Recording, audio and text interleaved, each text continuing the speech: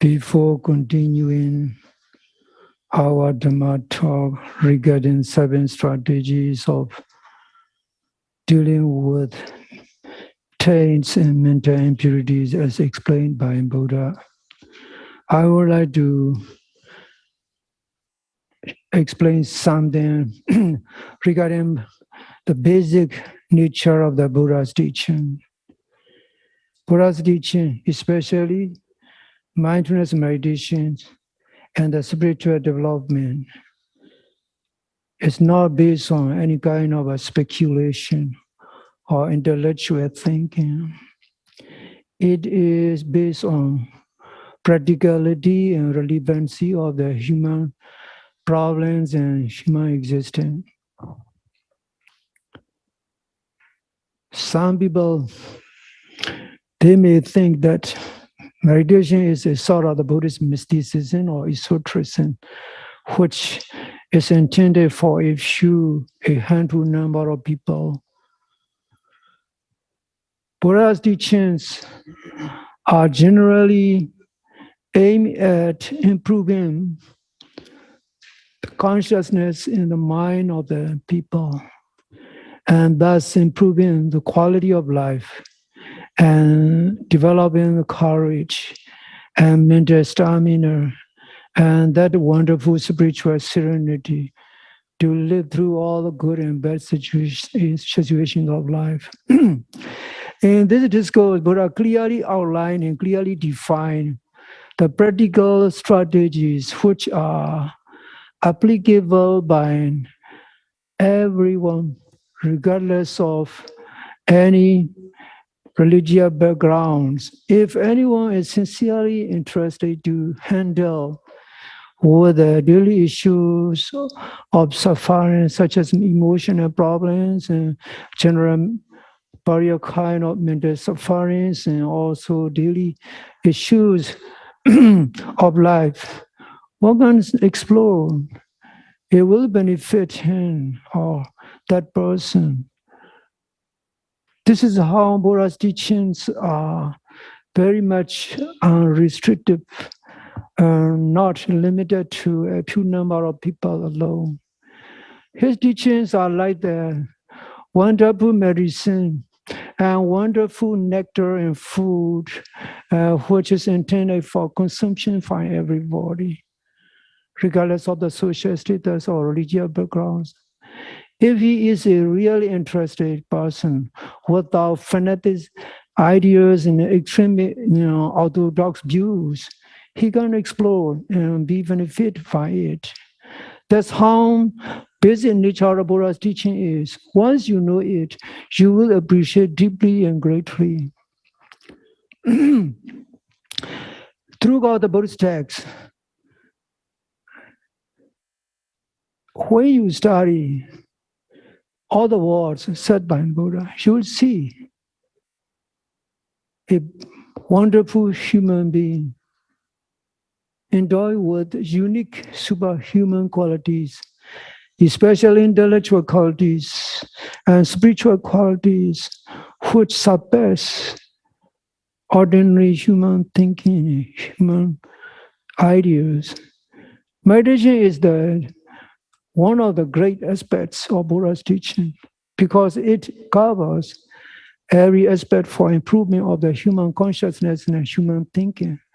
And if one is seriously interested and committed to practice, even for a while, he can be benefited by it. If that person is a very committed meditator, regularly practicing meditation in his daily life, incorporating into his busy life schedule, he can even develop a wonderful dynamism, wonderful mental dynamism that see everything in a very clear and enlightened perspective, rather than emotional or egoistic perspective. That's what Buddha's teachings make outstanding and different from other religions. Buddha never said, even in the beginning, come and believe in me so that you will be saved. He never said such word. Instead, he just said, come and listen. If this is good and beneficial, just apply it. If that's not relevant to you, just ignore it. How liberal and how wonderful and how inviting his teaching is. That's why in reciting the attributes of the Buddha, we used to say, ehipasiko.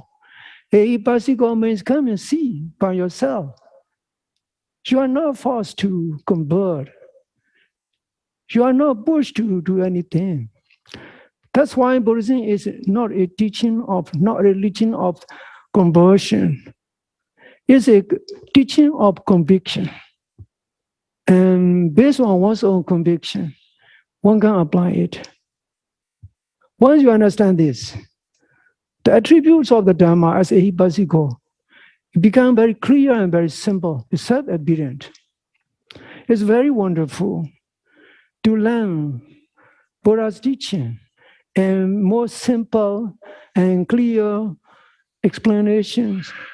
In this discourse, you see how Buddha simply and practically outline all the applicable strategies.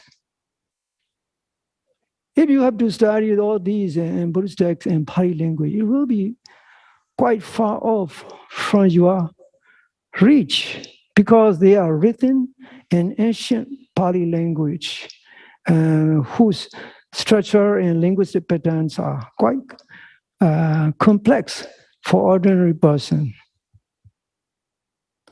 Now, I try to explain all those Buddha's wonderful words in clear terms and simple language, which bring closer to your mind and your daily life and your daily condition.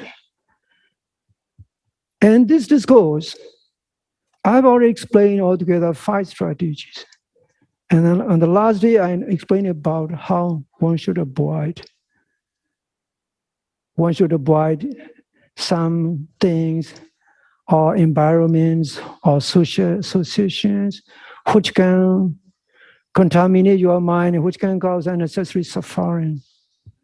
Not only wild animals and bad people, he also explained how you should avoid.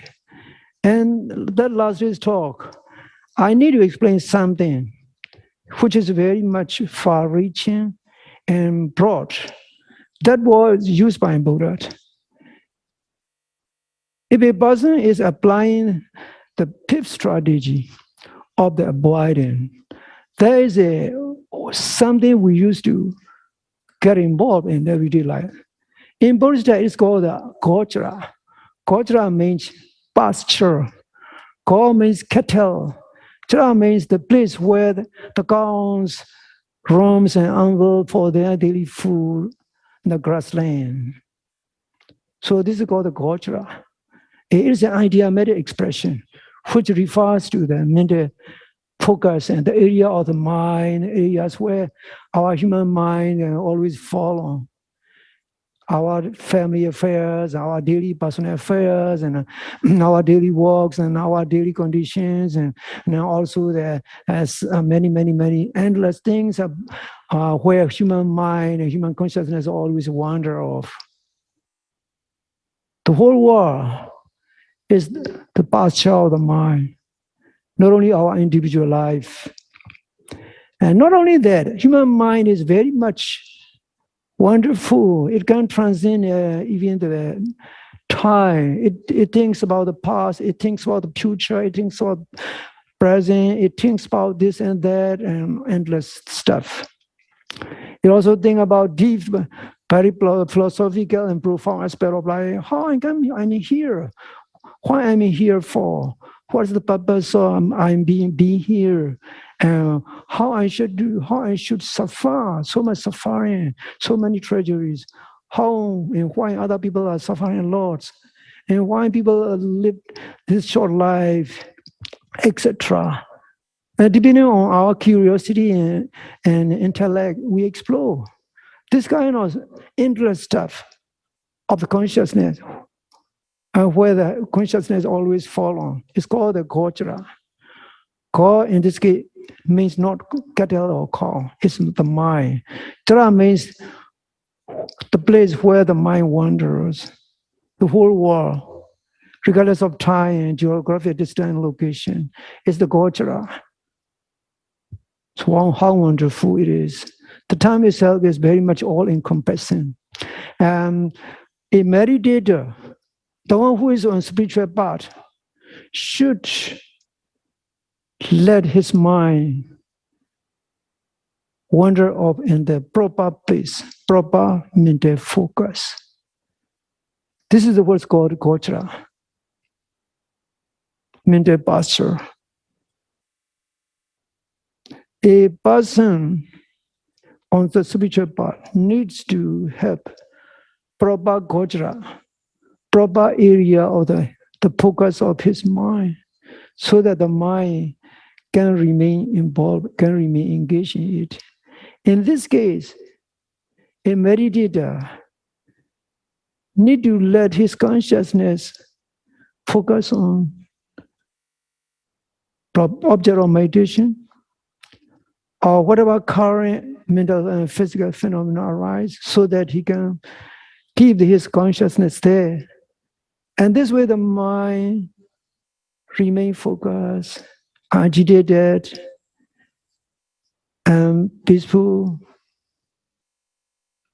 not contaminated or not disturbed by those temporary pollutants, such as anger, craving or desire or confusion, etc. In this case, pure mindfulness meditation and the object of meditation itself is the Gochara, the posture of the mind. Very wonderful. In Buddhist text, it's always mentioned about that. It's very broad. In the previous day's talk, I mentioned about it. I don't mention about it because it is very broad and very wide. Now I explain it. Meditator, when applying the fifth strategy, he should have proper areas of the mental focus where the mind remain focused and immersed in it, so that the more wholesome, positive mental conditions are created and increased. And this way, necessary bujjhanga, positive mental qualities of enlightenment, develop and increase. This is a brief explanation. Now let me continue to explain the number 6 strategy. We have to pick up where we left in the previous day's talk. Now let me quote what Buddha has said in the discourse. Katameja bhikkhvi asawa vinodana bhatapa. Disciple, what taints and mental impurities are to be tackled by means of removing. This strategy is called in Pali vinodana. Vi is a prefix. Nodana, nuda, and ana. Nuda means to take out, to extract, to pull out. Ana means act of pulling out, specially. Pali word itself is very simple and self-explanatory. So the arrow vinodana means arrow pulling out. Specially, in this case, by means of mindful observation, a detached mindfulness, not me and mine, not a robust mindfulness meditation, not Jenny's mindfulness meditation.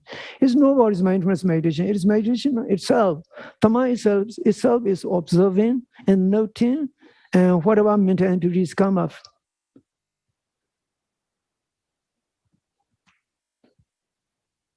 Ida bhikkhve bhikkhu patisankha yoniso uppannam kama vidaka nadi vaseti. Here in this word, disciple, the meditator, see the moment any sensual thoughts arise. He used wisdom. In this case, wisdom developed through mindfulness, or mindfulness itself, in reflecting on the consequence of accepting this sensual thoughts associated with the sensual pleasure, wishing to enjoy this and that, etc., When such thoughts arise, he knows, oh, this distraction arise, and which can disturb and which can increase subsequent unwholesome thoughts.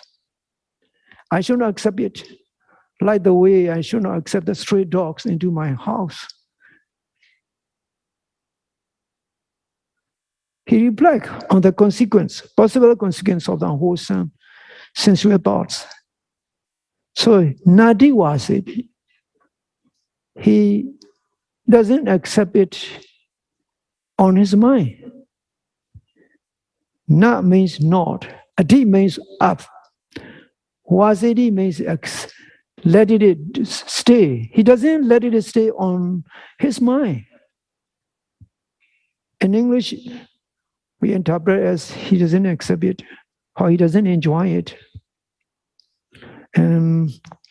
Bajahati, he threw out, he discarded by letting go. Initially, it may be difficult to discard, like the way you find it difficult and challenging to throw away the wandering thoughts, to discard and let go. But I always use an example and metaphor and analogy of statements. Whenever he want to drive the point, he want to make the point very clearly. For example, once he mentioned that showing all the drying leaves and drying twigs and all those litters scattered within the compounds of the Jaravana monastery, he called out to the disciple monk. Disciple, you do see all those litters and drying leaves and small drying twigs and various kind of litter scattered within the compounds of this monastery. Yes, Venerable. Do any of you want to hold on to it? Keep it as your possession and put it in your room, in your dwelling place? Of course not. Why? Finally, this is litter. This is the garbage. This is useless. Why should we keep it in our room as our cherished possession? Monks, disciples, you have to have this attitude toward wandering thoughts, toward all the forms and feelings and memories and perceptions and all those consciousness and mind-related sub-mental states. Once you are able to develop this kind of right attitude, everything will be okay, everything will be fine and easy to move on, whether you are spiritual journey, whether it's spiritual training. It's very wonderful. This drives the necessary point directly and make it very clear. In the same way, we have to understand the moment thoughts associated with the sensual pleasure arise, we must know, oh, okay, this comes up, this will cause you, this will cause me more distraction, more contamination of the mind. My conscious flow will be contaminated with this kind of thought if I accept it. So just be it and let it be. Just let go. This is what it means. We know the deed. That buff, Pali buffs, we know the deed. Which means specially, a prefix. Nodity means pull out. He specially pulls it out. Especially, why Buddha use specially? No ordinary people can do it. Ordinary people, they just accept it. They start become restless. They start going out and doing this and that and looking there, here and there in order to do something to satisfy their desire, their craving. But in the case of the meditator who is on spiritual journey of purification, he must be very attentive and mindful to pull out it from one's own consciousness. That's what it means. We know that he pull out especially by use of mindfulness. Byanti krati. Byanti is a Pali word. It means being distant, being afar, and not associated. Krati, he does it so that it becomes dissociated. He moved it away. He threw it out to a great distance. Nabawan committee. This is the last bab. He caused that sensual thoughts, sensual desire, not to recur, not to regard, not to come back. How he did it? By not praying to the Buddha. Buddha, please help me to develop strength and courage so that I can live against such temptations. He doesn't need to pray, just observe it with mindfulness. Continue in consistent mindfulness. This mindfulness itself is a tool of remover,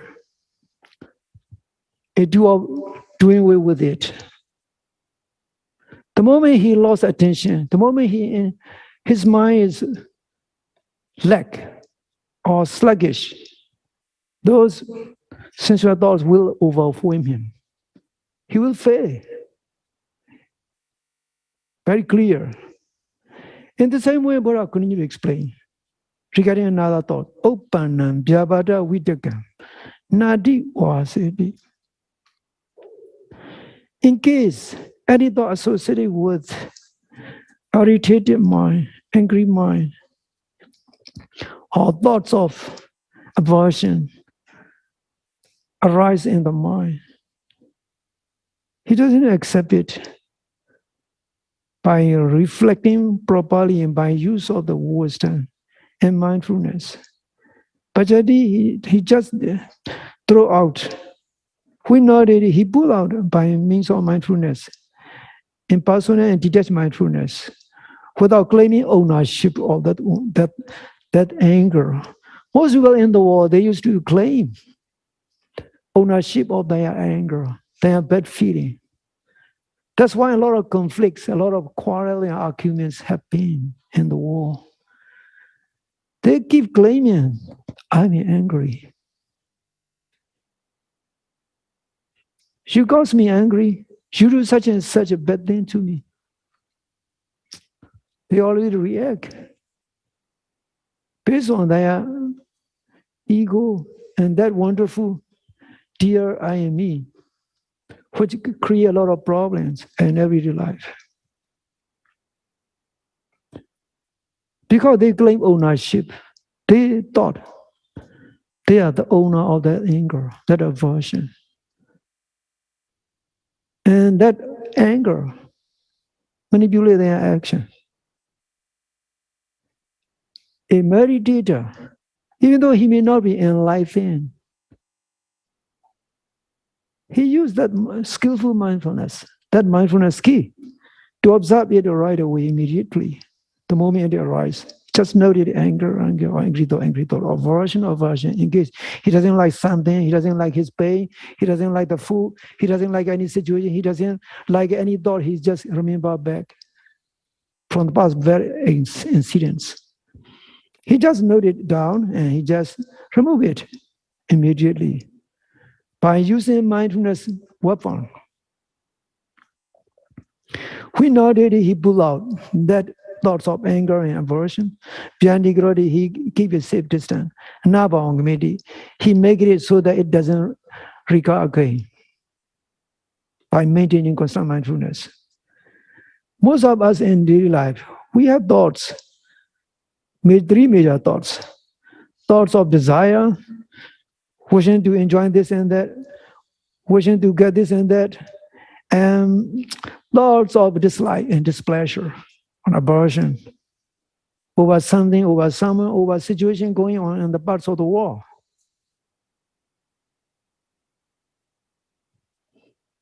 Whenever such a negative, unwholesome mental thoughts and mental states arise, use mindfulness and wisdom as a practical tool to handle with such kind of unwholesome mental occurrence.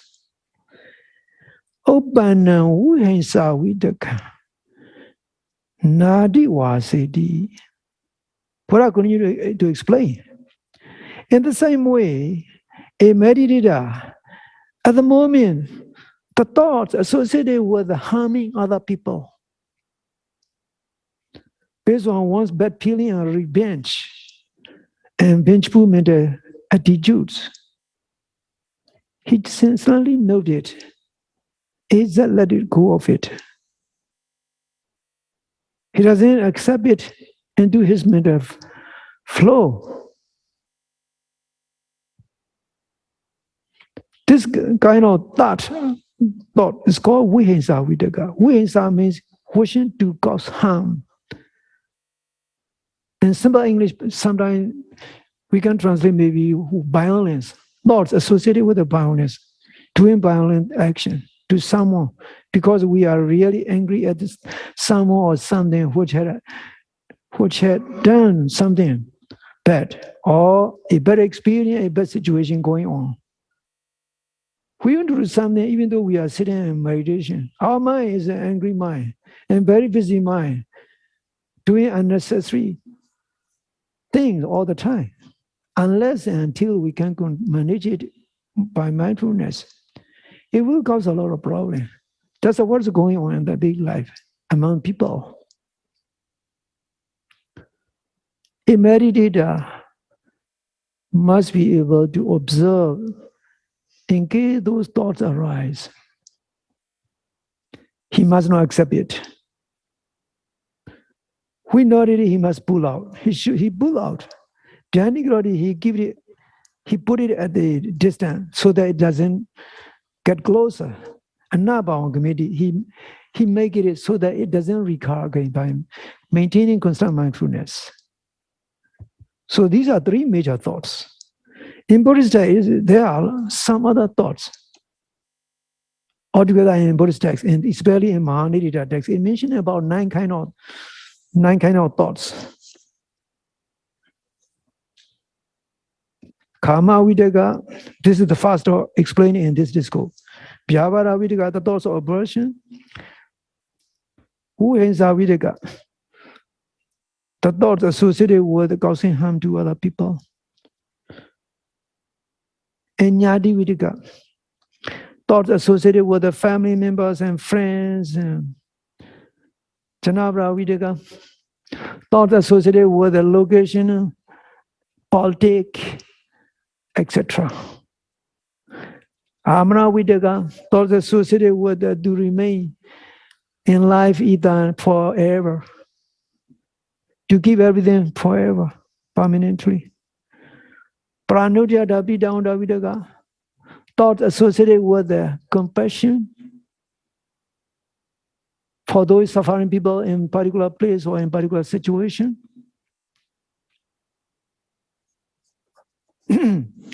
And Lava Sakara Siloga Bidanda Vidaka, thoughts wishing to gain this and that possession and that business, wishing to get famous, wishing to get a lot of publicity. And now when you deep down wishing to make a great impression among people, as our enlightened is saying, etc. In today's world, among human beings, there are billions and billions of thoughts with a lot of variety in nature and conditions, because the human minds and human consciousness is full of thoughts. Human beings are always thinking about this and that, non-stop, continuously, every day, except sleeping hours. Most of the time, in the wakeful hours of their daily life, they have millions and millions of thoughts every day.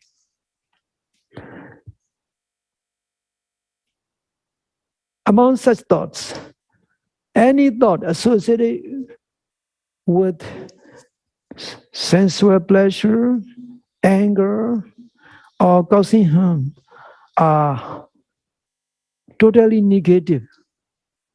Only other thoughts may have different nature, mixed nature, or positive or negative nature. They may be harmless or they may be harmful, depending on the kind of thoughts they have. So a meditator needs to manage one's own thoughts by mindfulness, by meditation, by his spiritual training. In the initial phase, it may be quite challenging, but with the practice, the skill develops to observe the wandering thoughts, to observe emotion, strong emotions, raw emotion, very well emotion, manageable emotion. Whatever the emotions come up, a skilled meditator who is skillful in using his mindfulness can manage it.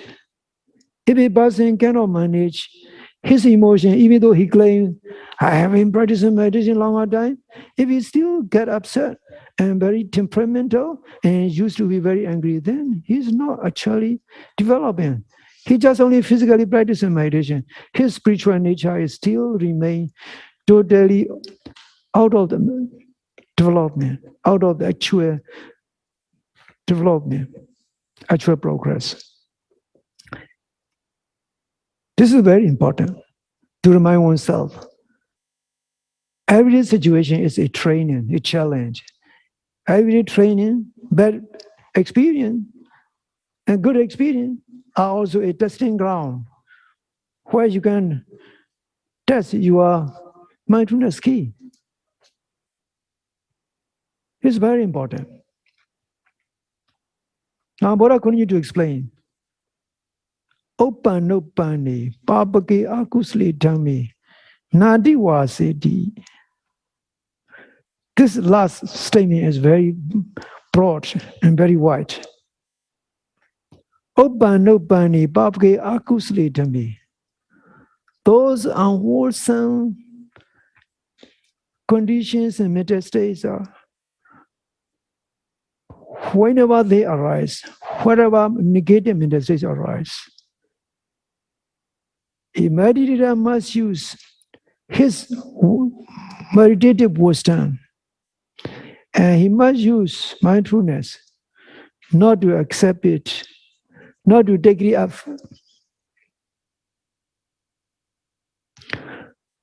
By letting go, by not claiming ownership. But he must discard. He discards. We know that he pulls out, especially by use of mindfulness. Beyond he throw it at great distance, dissociated with it. And now Bawang Medi, he calls it not to recur again. We have a lot of miscellaneous kind of unwholesome mental states coming up in the mind sometimes. Once we note those negative unwholesome mental states arise, we must be able to know them. Don't realize, oh, unwholesome mental states arise in me, in the mind, and then use mindfulness as a tool to remove them, to pull out them, to let them go, to draw them away and dissociate yourself with those unwholesome mental flow, unwholesome mental states. And so that they don't recur, they don't occur again. This is the generalized instruction set by Buddha in this discourse. Now Buddha concludes this strategy. Yin nesa bhikkhve awinodaya to obijeyum asawa vigada prilaha. Vinodya do ewansa te asawa vigada prilaha nahandi. In case a meditator lost his mindful guard and let those unwholesome thoughts arise and remain there even for a while, then subsequent unwholesome mental states, which cause stress and a burning situation, will continue. Only after he can know them and being able to remove them with mindfulness, those possible mental impurities will not arise continuously. And those stressful situations and all those contaminants will discontinue from arising, and they will come to a stop. Otherwise, they will keep harassing you, harassing the meditator.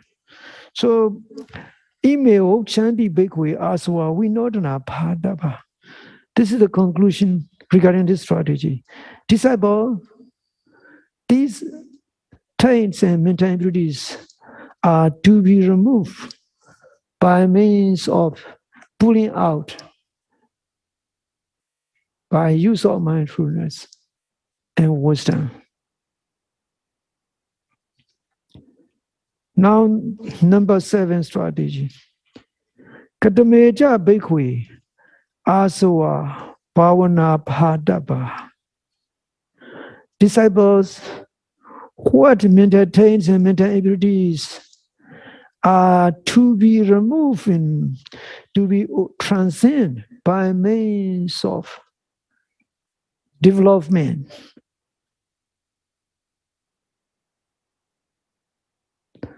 This 7 strategy is also very wide.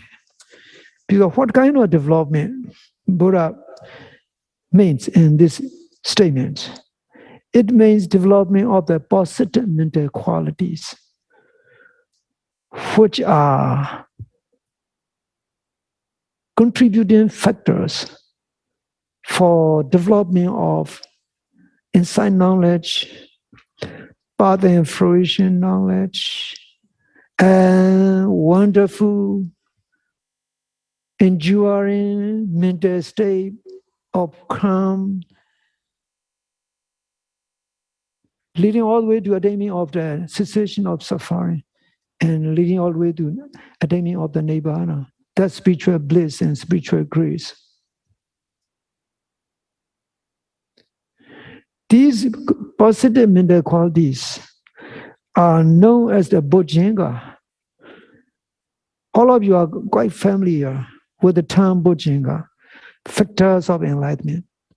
Actually, they are positive mental qualities which a meditator is working to develop, to increase little by little and bit by bit, and small increments every moment and every hour of their constant mindfulness. They are not to be increased by praying. They are not to be increased by chanting. They are not to be increased by reading the very thick, voluminous Buddhist texts. They are to be developed in your inner being, in your inner consciousness, by cultivating that wonderful positive mental state known as mindfulness mind.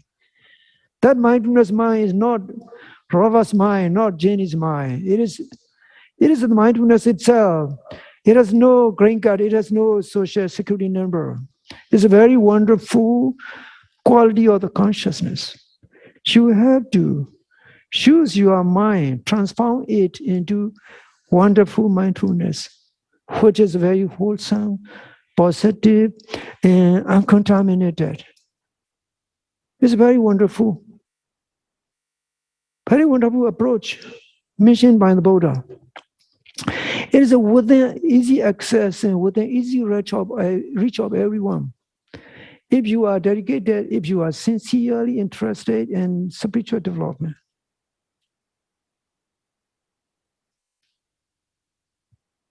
Now, Buddha mentioned in this, explaining this strategy, how a person is to develop these qualities. Ita bhikkhve bhikkhu patisankhayo so sati sambojjhangam bhaveti. Here in this world, in this noble teachings of the holy saints, disciple, a meditator, developed sati, mindfulness, by having proper reflection and by making effort at the practice of the mindfulness. So, the first step is to develop Sri Sambojjhanga. Pali word may sound complex, but it is very simple. Sati means the ability to keep the mind focused The ability to keep the mind remain calm on the object of observation. This is what sati means. Sambhujanga is just only an adjective, an attribute, which means factors of enlightenment. But I want to give you more simple. That mindfulness can lead to knowing well, clearly, into the nature of mental and physical phenomena, which can break through the thick layer of ignorance and delusion, which is always clouded, which is always covered with the heavy layers of ego, known as I am me. This is how wonderful it is. Pali word sati is mindfulness. Sambhujanga is a combination of three words: Sam, body, anga. Sam means well, perfectly. Body means knowing and knowledge and enlightenment. Anga means component. Component of knowing well. Component of perfect enlightenment. Very wonderful words. The Palita in itself is self-obedience and simple. A meditator, a yogi, start his spiritual journey if he wants to use this 7 strategy. He should practice meditation and let his mindfulness observe, and let his mindfulness develop, increase by keeping the mind focused on the object of meditation without thinking about past, without thinking about future, just being at the present moment here and now. We don't need to think about past bad experience. Oh, this kind of person have done so many bad things to me. Oh, I have lived through such a bad situation. It's so sad. You don't need to feel sad about that. You don't need to think about your good conditions in your life, which have been in the past. You don't need to think about future, because the reality of life is at the very present moment. Here and now, at this hour, not in the past hour, not in future hour. Once you are able to keep the mind focused on the object of meditation by having that wonderful, stable, strong mindfulness, then you are already embarked on the path to enlightenment. Meaning that mindfulness, it will lead you to development of special, perfect knowledge of enlightenment. Now, what I'm going to explain in this sentence, we weka nesida, we raga nesida, or nirodha nesida, hosaka priname. Altogether 4 words. Buddha used 4 words. These are unique attributes of the mindfulness you maintain. If you know the meaning of these words, you will appreciate every moment of your practice. Viveka nesita. That mindfulness is inclined toward real peace and real calm, dissociated from distraction, stressful and painful situations of life. So this term, Pali Viveka, is very important to explain. Vi means off. Viveka means being off, being away from stressful disturbance and distraction. both mental and physical, internal and external environment. Internally, your mind itself, when it becomes agitated and polluted with those unwholesome mental states. External means social environment, such as people or things that cause your mind disturbed and distracted. So if you develop this mindfulness as a first step, your mind will be slowly insulated against all those distractions. In Buddhist text, this term is clearly explained by various categories. For example, the Tenga Viveka, temporary peace and temporary seclusion and temporary dissociation, which you can get in this retreat and your home when you return into your private rooms so that your family members cannot disturb you. You have to tell them, don't disturb me. I'm in practicing meditation. I'm going to practice meditation. Please turn down the volume of TV or radio or your speech.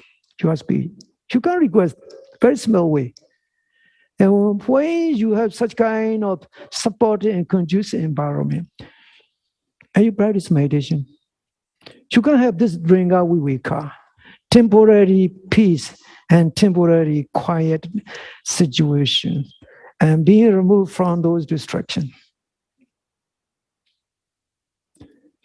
And another category of Viveka is called Vikamana Viveka. This Pali word Vikamana is very difficult to interpret into English. Vi means specially. Kamba means shaking up, especially shaking up, and especially dissociated.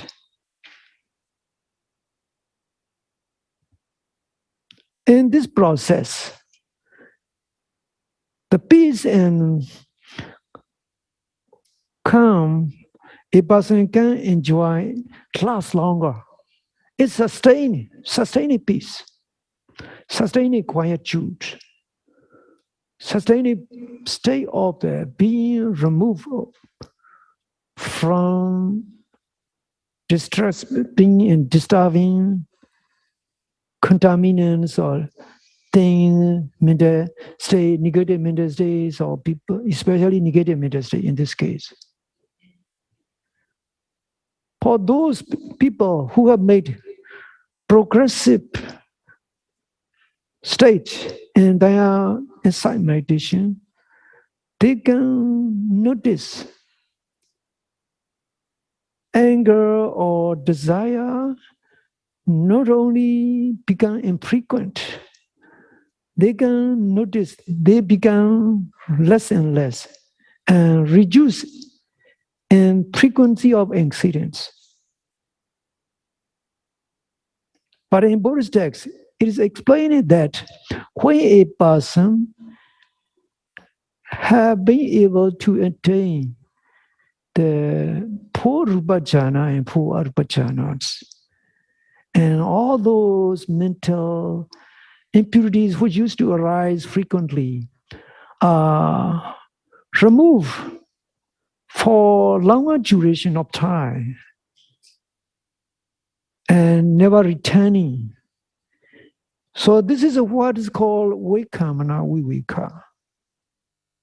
Having shake up violently and keeping it calm for a certain duration of time. It is very similar to the way you keep your house closed. Your house door closed, all the windows and all the main doors and all the entrance are clearly locked for indefinite period of time. You are safe inside your house. This is what is similar to Wake up, we wake up. During our wake up is your windows. You sometimes open the doors and windows, the mosquitoes come in, and sometimes even a stranger come in, and then you close your door temporarily. This is what Trenga Yuga means. Every moment you maintain your mindfulness, no anger arise, no desire arise, no other negative thoughts arise, no other negative mental state arise. This way you keep your house windows closed by means of mindfulness. This is what Ringa Yuga means. It is a temporary calm and temporary removal. Wake up now, you guys, very much like closing your doors and windows and every entry point of your house for a certain period of fixed time. No one's allowed. This is what wake up now, you guys like. Now, another category of viveka is very interesting. It's called samocheda viveka. This is a compound noun, a combination of two words, samocheda and viveka. Samocheda is a kita noun and structurally with the prefix and roots, which has various meanings. Samocheda can be divided into three words: san, u, sita. San means well. U means completely and totally. Sita means cut off. Something which has been cut off totally, which cannot be reattached.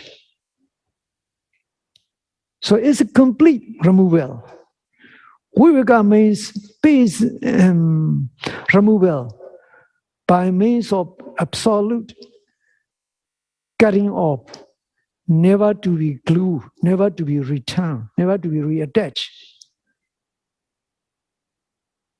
It refers to eradication, complete eradication, which occurs when a person attains a particular state of enlightenment.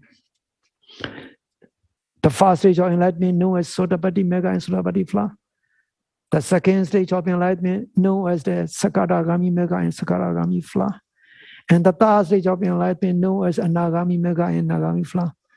The fourth stage of enlightenment known as Arhata, Mega, and Arhata Fla. But depending on any stage one attain, specific mental impurities and defilements are totally removed, never to recur again. This is called samocheda viveka. Total removal. Being in peace because one have removed totally, including the roots of those defilements, like the Buddhas, enlightening holy saints who have attained the fourth stage of enlightenment. They never recur. Their mental states are always unagitated and calm and peaceful, even in the face of the very bad situation in their life. That's why Buddha said here, I have already quoted that wonderful word. I was born in the world, grew up and raised up in the world. I live in the world, but being detached from the world. These words are very beautiful and profound. They need a lot of explanation. They clearly show how the enlightened saints live in the society among human beings, but not in the way human beings, ordinary commoners, suffer. They are in the waves of the sea, but they are not drowned under the waves. That's what it means. I'm just trying to explain by using this analogical expression of the sea waves. Enlightened say they can right through the waves in the high sea of life, but they never get drowned. They never get drowned. They never remain submerged under the water and suffocated by emotion and suffering like the way we used to be. This is a very wonderful state of enlightened saints, how they live their life. Now, let me explain another stage of the Viveka. This is called the Nisrana. Nisrana Viveka. Nisrana is a combination of two words, ni and sarana. Ni means out and away. Out and away. Sara means to go, to get. Ana means out of. Out of, moving out totally.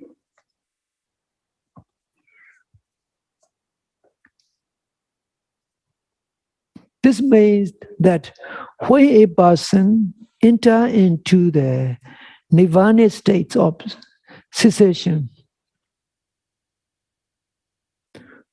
then those mental impurities, which have been cut through the third stage of smochita yoga by means of the path and fruition knowledge, are never to be redeemed. They are more farther off, like the way you left your own native countries and being settled down in the United States. All those things you used to live through, live among friends and families and those kind of things are gone. They remain in a great distance and geographic location. In the same way, when you are able to into the state of the nirvana bliss, and you are in Nisrana Viveka, you are attaining it, completely distant from those mental impurities which are already far away, never ever to see them again. Never ever to see them again. Like the way one left the journey, never to return when a person dies. When a person go back to a country on an aeroplane, the those friends and family members who are seeing him off at the airport, they just say goodbye and they are smiling because they thought he's coming back one day. But when a person go forever upon death, he never to return. He never come to say, don't worry, I'm in such and such heaven. It's very wonderful. No one come to report once life, once a person die.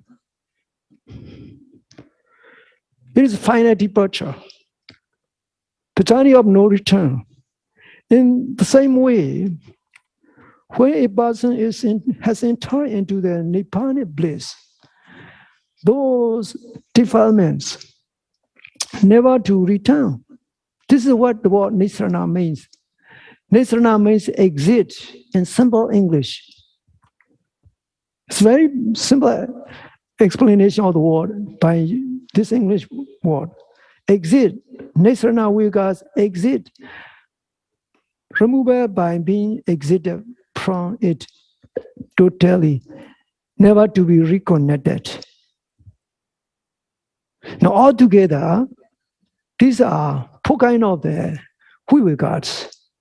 So, Sati Bojjhanga, you are trying to develop, can lead to attainment of those kind of four Vivekas. That's what it means. It's very profound and very beautiful words. So don't underestimate your mindfulness practice. The mindfulness you are developing through and you are trying to develop can lead to attainment of these four kind of peace and removal of those mental impurities and taints. How wonderful it is. And every moment of your mindfulness is you already entering into the Dringa Viveka, temporary cessation and temporary peace and temporary removal. And if you can maintain that mindfulness for 15 minutes or 1 hour, you are entering into the Dringa Viveka for 1 hour. So how wonderful it is. It's very much inspiring to learn about the Buddha's word. Now the skin attributes, Viraga Nesita. This is also a compound noun, Viraga Nesita. Vi means off, without. Raga means clinging, without clinging. Nesita means inclined to. That mindfulness, sati, will lead to development of non-clinging. How simple and how clear. It's very accessible. When we thought these Bujingas are out of our reach, we cannot develop it. We cannot attain nirvana. We cannot take the part in fruition knowledge. One may thought, and one may be disheartened sometimes because one may have a lot of wandering thoughts and one has to struggle with the emotions and wandering thoughts and pains, etc. Pains and wandering thoughts and restless mind are necessary part of the training. They are the battle crowns of the meditator. You must train how to shoot your enemy right on the target. It's your duty to aim at the target correctly and shoot it. This is a wonderful training. You are already equipped with mindfulness count. Now let me continue to explain this word. Viraga Nesita. The mindfulness you are developing and trying to develop and lead to development of non-clinging. Why? Non-clinging is the way to wonderful lasting peace and calm.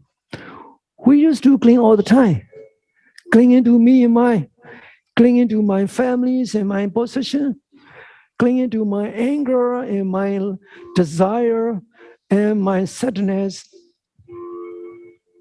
We never stop attaching, we never stop clinging, we never stop holding on to everything. Even in the last moment of our life, we are still clinging to our families and friends until the last moment of death. We must know our deeply ingrained and firmly grounded attachment to our self and our egos and our souls and our families. And once we know that, we must understand the clinging is the start of the suffering. May all of you be able to apply these wonderful strategies of Buddha. May all of you be able to understand all these strategies simply and clearly and be able to apply them in your spiritual training and practice. May you progress in your practice and may you be successful in your spiritual path.